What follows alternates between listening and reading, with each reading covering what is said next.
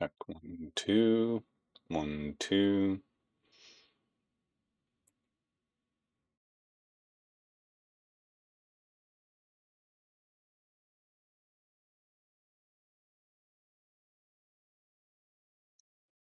What's up, wrestling fans? It's True North Sports Talk Podcast. As always, I am your host, Peter Barclay, and we are 3 days away from Elimination Chamber on the road to WrestleMania. That's right, on Saturday, February 28th, starting at 7 p.m., the United Center in Chicago. That is CM Punk's hometown, and it will be in the United Center in case we didn't mention that. And this might be one of the most consequential Elimination Chamber events in WWE history. As always, this is the last major, pay-per-view live event, or however they call it these days. This is the last major stop before WrestleMania 42, which takes place in Las Vegas, April 19th and 20th. The stakes at this year's Chamber, as they always hype them up to be, are massive. You have the men's Elimination Chamber winner getting their shot at Drew McIntyre and the undisputed WWE Championship at WrestleMania. The women's winner earns a world title match, though we still don't know which championship it'll be, although probably by the time we air this, Liv Morgan is supposed to announce her choice on Monday.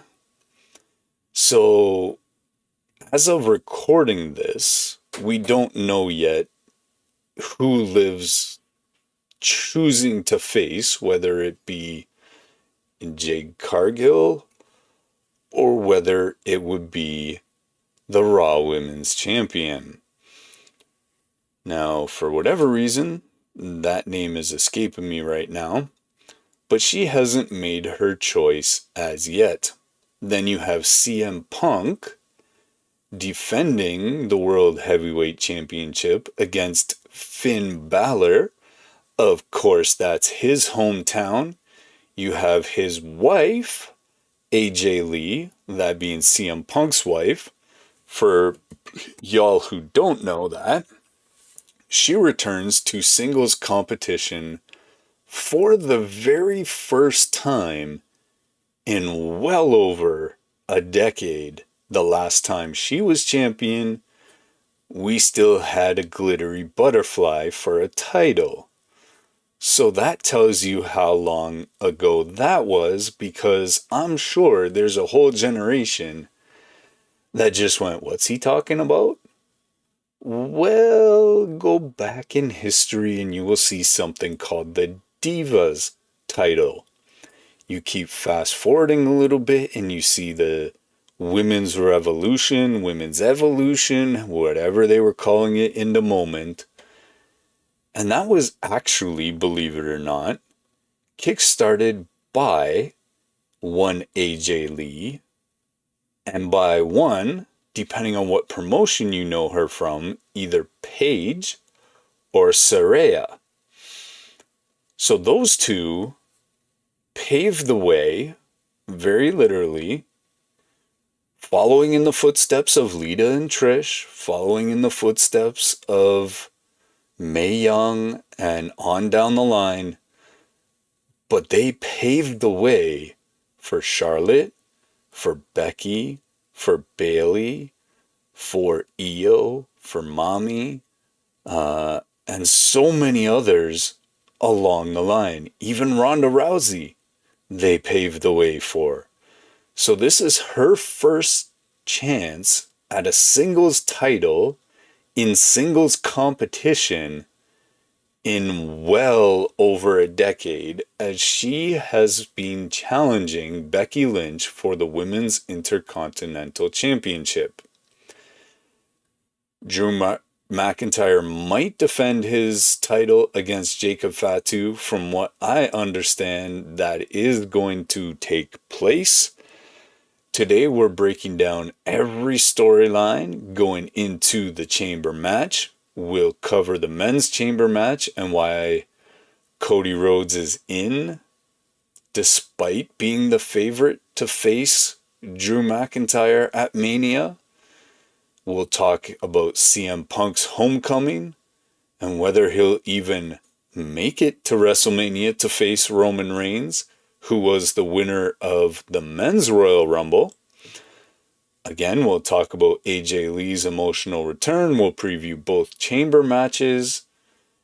And we might talk in a bit of education, meaning an educated guess, as to what the storylines point to for who might be victorious coming out of the chamber.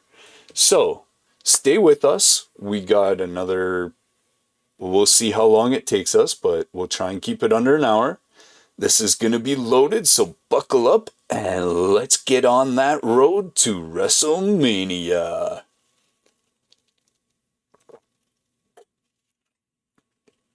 We're going to kick the first part of this show off talking about CM Punk, fitting being he's the hometown boy.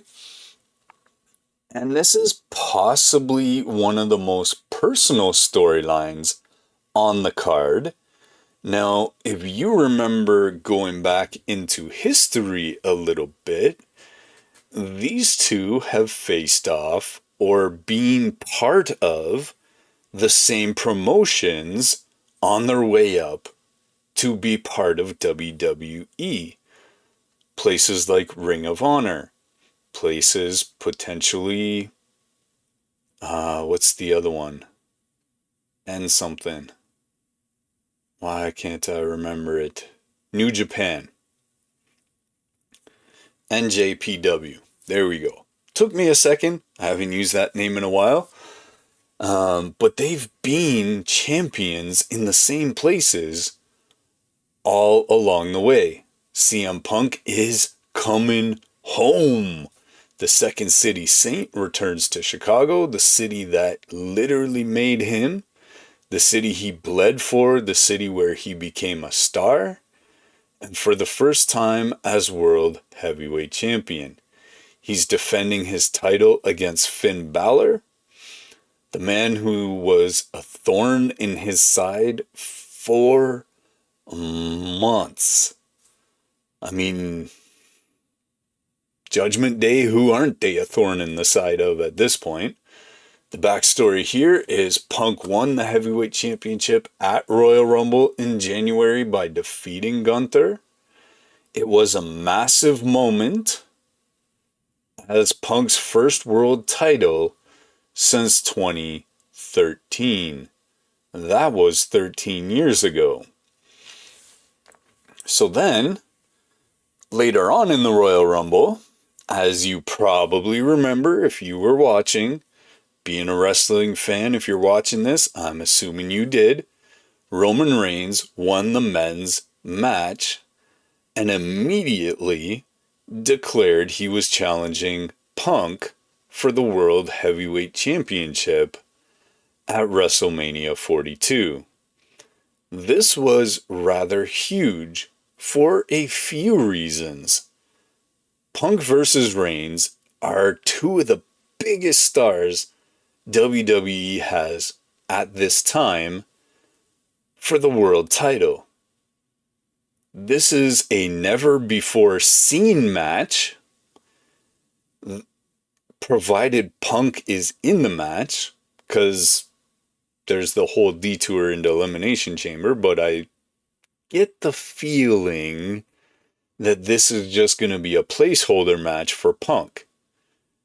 I cannot see any scenario where the WWE decides to go Balor Reigns at WrestleMania. The money involved there would be drastically different, to say the least. I mean, Reigns is still a draw. He still will put butts in the seat, but Balor just isn't quite on that same level that you need for WrestleMania. Now, when he first came to WWE and he won that title and then got injured, he was on his way. If they'd have used him correctly, he could have been that guy. But Punk pointed this out in a promo. He's just not that guy anymore. He's been tagging along with Judgment Day for way too long, or they've been tagging along with him, and it just isn't what it would be. But think about this. Punk has never really headlined WrestleMania. So for Punk, he's looking at this being still the draw he once was, but he can go bucket list, because that's something that was a thorn in his side leading up to his departure in 2013. So, after Reigns versus Punk was declared for WrestleMania, Finn Balor decided to stick his nose in. On the February 2nd episode of Raw, Balor confronted Punk. His Judgment Day stablemate, Liv Morgan, had just accused Balor of being complacent.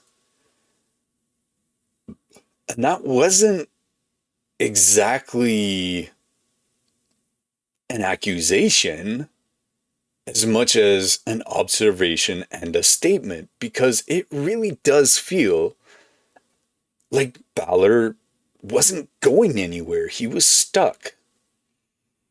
And he has definitely not been fighting for main event spots the last while. So Balor decided to challenge Punk in an effort to prove that he is still Finn Balor that could turn into the demon and do all those things that he used to be known for. And so then Triple H, WWE's CCO, granted Balor a title shot at Elimination Chamber.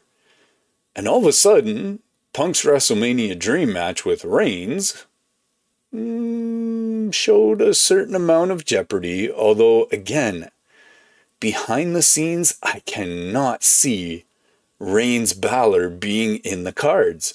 It just doesn't make sense. However, if Punk loses to Balor at Elimination Chamber, Balor becomes the World Heavyweight Champion. Roman Reigns would then have to face Balor, or would he? At WrestleMania and not Punk. Now, I know WWE doesn't do this really anymore, but if Balor got his moment,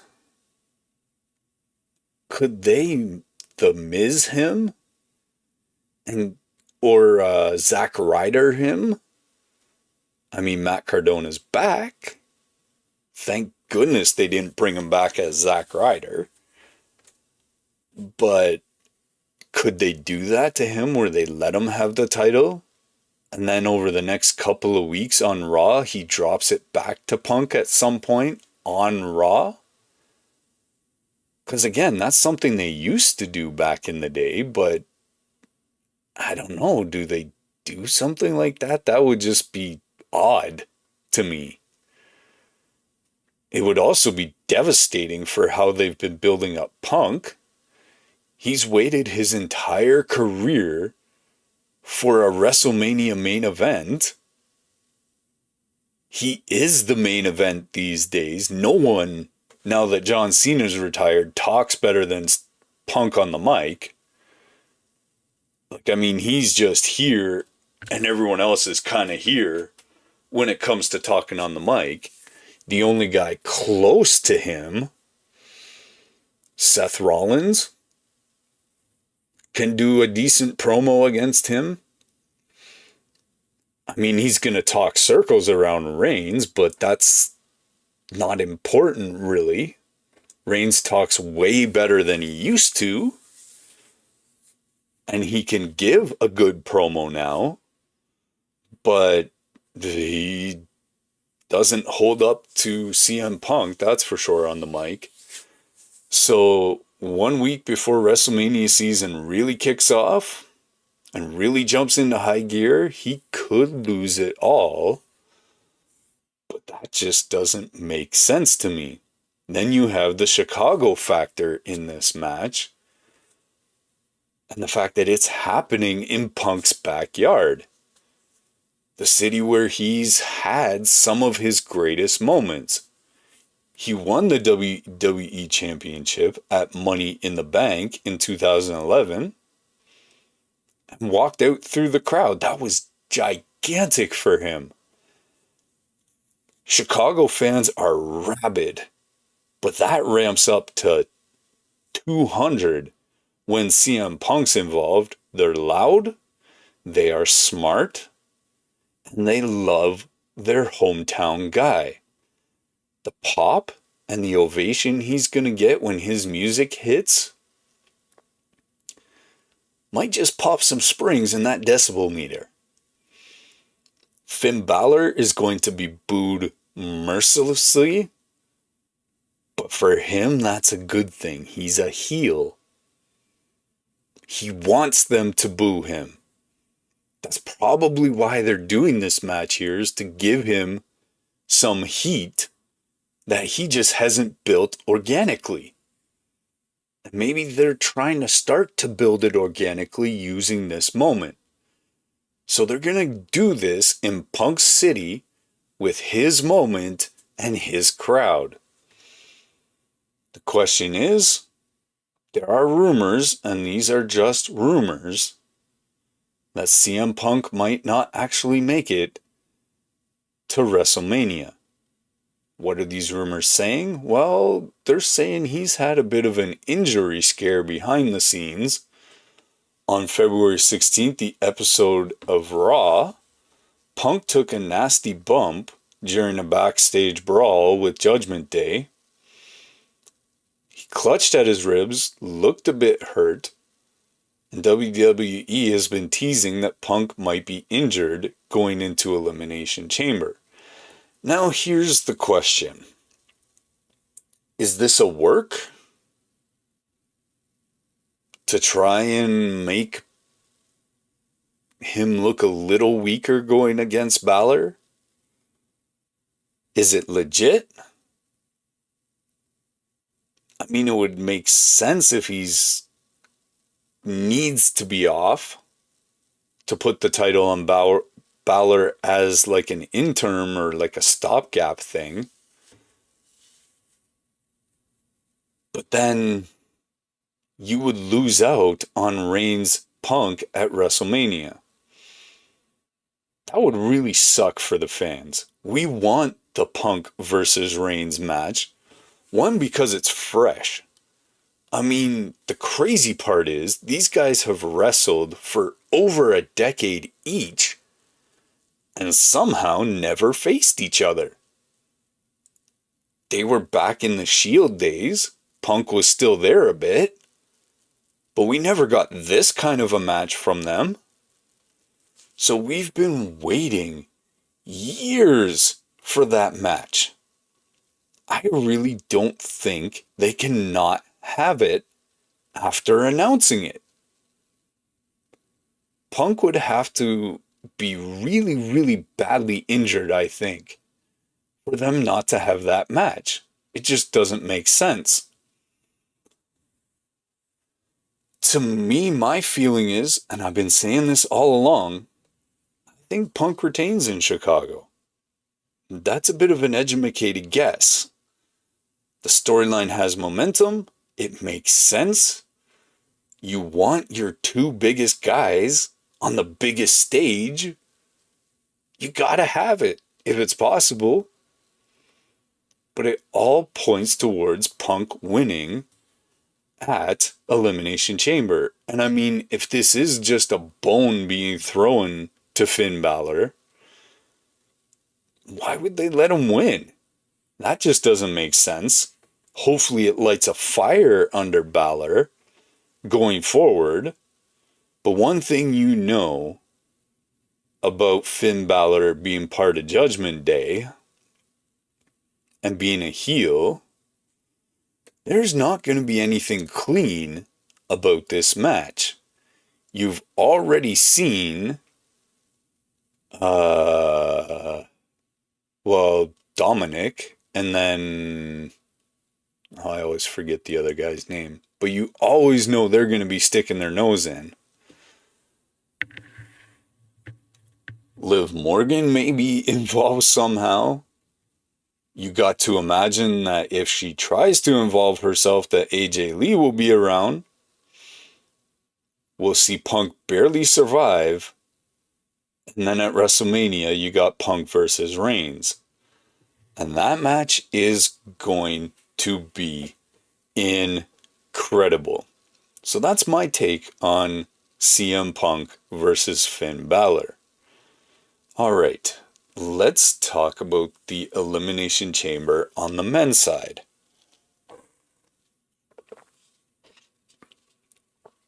This is a bit of a fascinating story for me. So far, the confirmed lineup is Randy Orton, LA Knight, Cody Rhodes, Trick Williams, Javon Evans, and then, again, as of this recording, the 6th spot hasn't been filled, but it will be by the time this airs, as Raw will be Monday night, and this is airing on Wednesday night. So we're going to have all 6 spots filled. Now, Randy Orton, since he returned, seems to be in a bit of a spot like John Cena has been the last 5 years, I guess, where he's an attraction, but he doesn't need to win. You can't tarnish the 14-time champion. Personally, outside the ring, he's in a way better headspace than he's ever been in the WWE, and that is fantastic news. For the fans, for the company, I can't see Randy Orton winning this thing. Now, if they do somehow have him win this thing, him and Drew McIntyre will tear down the house. It'll be great. But I could only see that being as a way of getting Drew McIntyre to retain at WrestleMania, and then the rest of these guys don't lose any kind of heat or momentum that these other guys have built up. So the thing about it is, the 6th spot, and again, it'll be filled by then, but you almost want to put someone in there who's also a veteran, that it won't hurt if they lose, and have the middle 4 guys, so LA Knight, Cody Rhodes, Trick Williams, Javon Evans, put each other out, and then the Randy and number 6, whoever that's going to be, face off, so neither one of them is hurt by losing out. However, in looking at this list, I love Cody. I've always thought he, from Stardust, was unfortunate. Dashing Cody Rhodes was unfortunate. Dashing was necessary because of a real life injury. But I always felt like he was on the trajectory he is now. So love Cody. Always have. Took balls to do what he did. But I don't want him to win this for some reason. I know he's a face and we all love him. I just don't think that's the way to go. Now, Trick Williams and Javon Evans, it feels like this is a get your feet wet. Now, wondering who that sixth guy is going to be, whether maybe it's a Damian Priest. Trying to think who else makes sense. Jey Uso.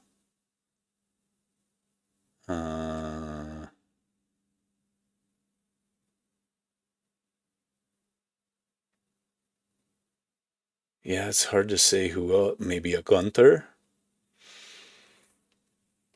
in there. But those two guys, Trick Williams, Javon Evans, it's like a get your feet wet. So far, out of the 5 guys that have already qualified as of today,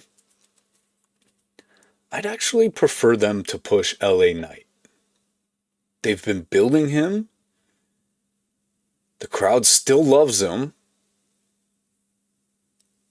But he started out so long ago with so many different gimmicks. And he's finally found one that connected. So why not give him that last little push? He's been loyal. He's worked hard. He's earned everything you've put in front of him. Why not give him that shot like you did Kofi Kingston? I think he could draw if he's facing Drew McIntyre. That would be a great story that tells itself. Other than Cody Rhodes, he's the one that makes the most sense in this match.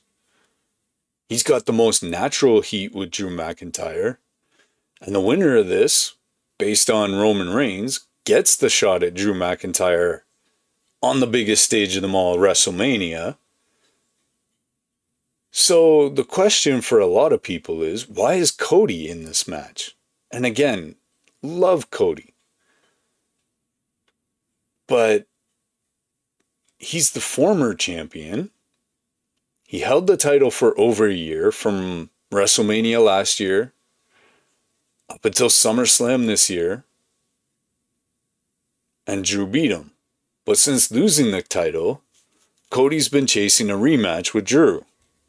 He's been the number 1 contender. He's been in the title picture all year. And instead of getting a direct rematch at Elimination Chamber or WrestleMania, they're making Cody compete in the chamber just to earn it at WrestleMania? The question is, why doesn't Drew have to wrestle at Elimination Chamber? Unless he's facing Jacob Fatu. But that's wild. Former champions don't normally have to do that. Usually, they become the number 1 contender, or they used to talk about this on air, that it was in their contract that they get a rematch. They used to play that story all the time. So where is it? Could they be building towards a triple threat match at WrestleMania? Drew McIntyre's defending... Oh, he is. I seem to remember that.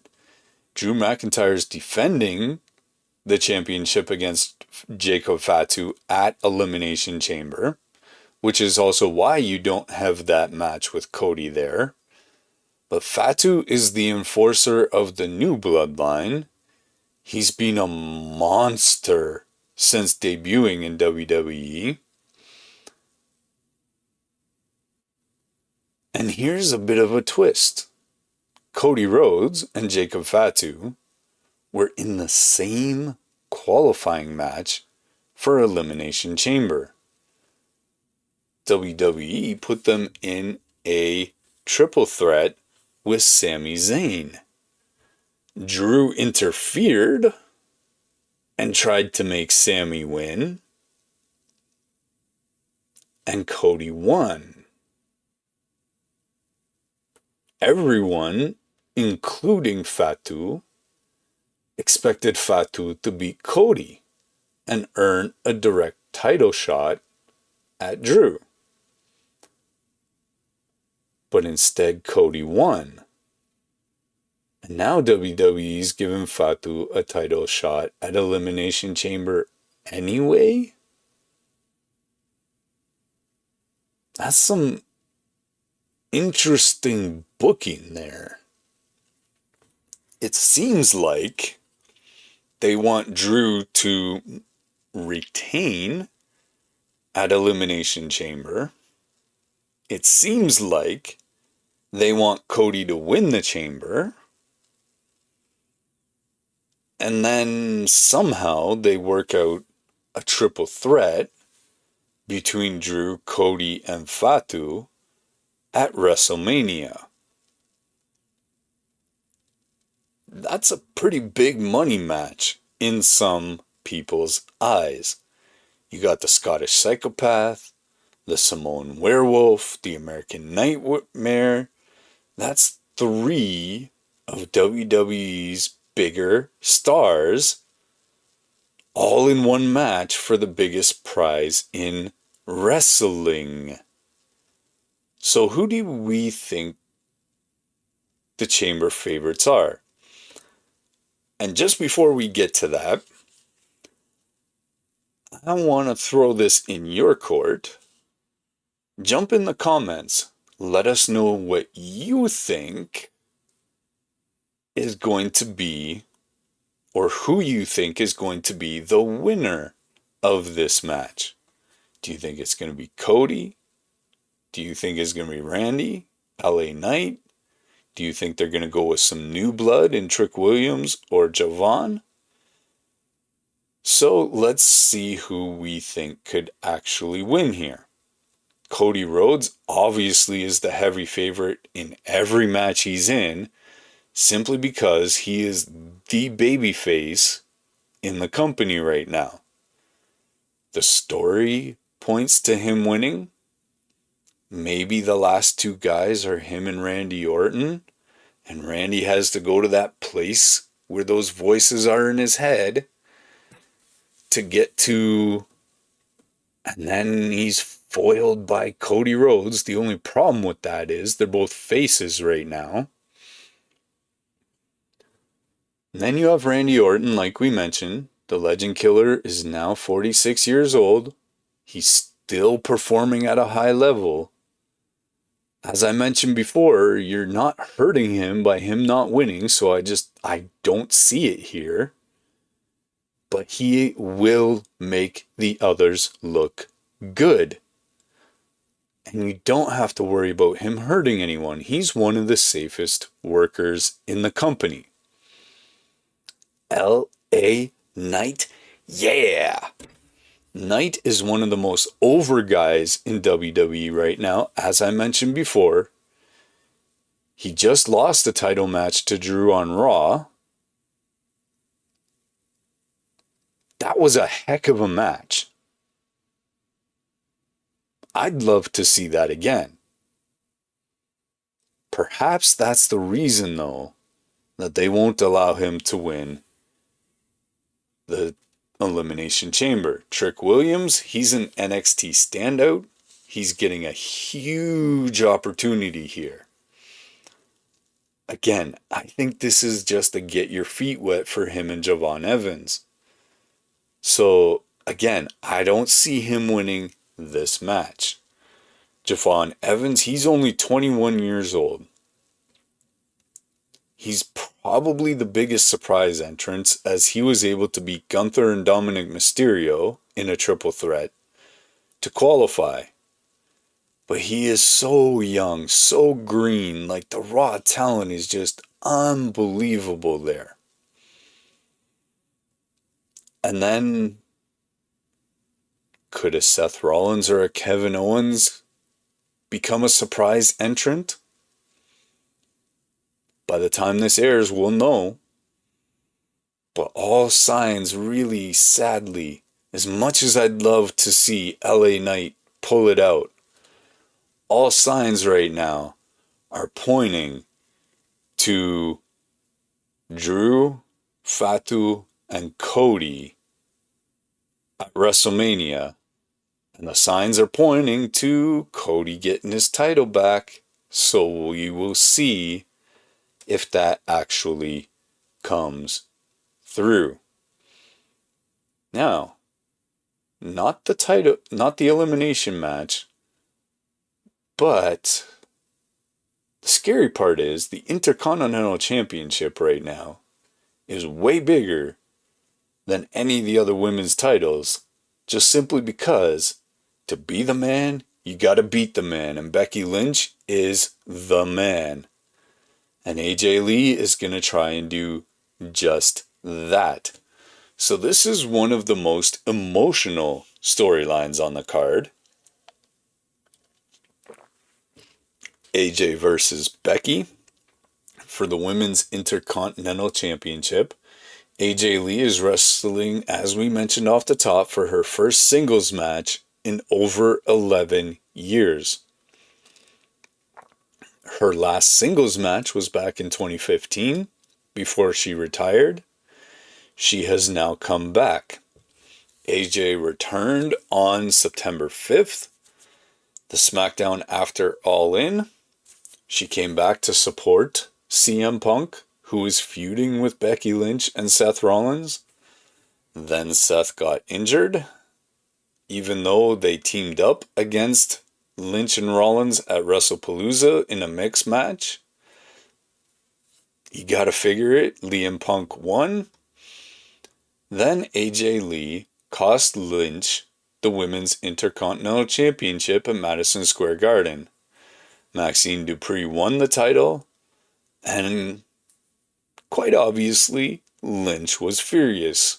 Then at Survivor Series War Games, Lee and Lynch were on opposite teams. In the Women's War Games match, Lee's team won after she forced Lynch to submit with the Black Widow. So again, these matches are not singles matches. These are team-oriented events. So that's 2 wins that Lee has over Lynch right now. And as you can imagine, and as we've seen, Becky Lynch hates that. Lynch eventually got her Women's Intercontinental Championship back from Dupree on Raw, the anniversary show in January. And on the February 9th episode of Raw, Lee returned and challenged Lynch to a match at Elimination Chamber. And in a bit of a twist, not really, but Lee said she'd only wrestle Lynch if the title was on the line. Becky initially refused, saying Lee didn't deserve a title shot just because she'd beaten her twice.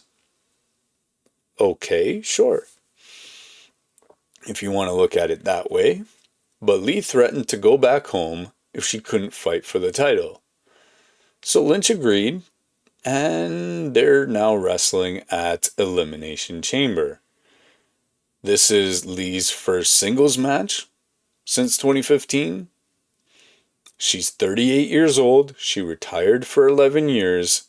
The question will be, and it appears that we've already answered it at least a little bit, can she still go? It's in Chicago. I apologize if that was loud. That was not.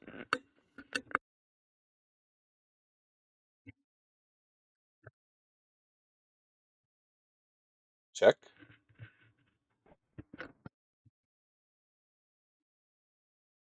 Check 1, 2.